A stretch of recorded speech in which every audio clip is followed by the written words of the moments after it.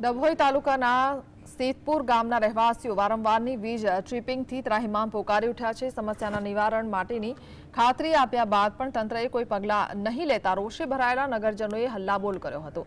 ગ્રામજનોએ મોટી સંખ્યામાં 66 કેવી સબસ્ટેશન ખાતે દસી આવીને વિરોધ દર્શાવ્યો હતો તેમજ વીજ કર્મચારીઓ વિરુદ્ધ સૂત્રોચ્ચાર કર્યો હતો। લાંબા સમયથી વીજ કંપનીના અનગઢ વહીવટના પગલે દિવસમાં 15 થી વધુ વખત ગમે તે સમયે લાઇન ટ્રીપિંગની સમસ્યા સર્જાતા લોકોના વીજ ઉપકરણોને નુકસાન પહોંચી રહ્યું છે, જેથી સિદ્ધપુર ગામને અલગ ફીડર આપવામાં આવે તેવી ગ્રામજનોએ માંગ કરી છે।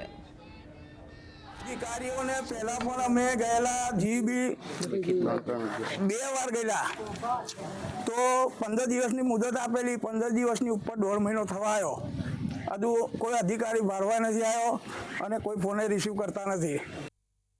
સ્ટેશન જ્યારથી બનાવ્યું છે ત્યારે પહેલાં અમને આવું કીધું હતું કે અહીં સબસ્ટેશન બનશે તો તમારા ગામમાં લાઇટો ના જાય, તમને સેપરેટ લાઇટ મળશે, પણ એના છતાં અમારા ગામમાં એટલી બધી લાઇટો જાય છે।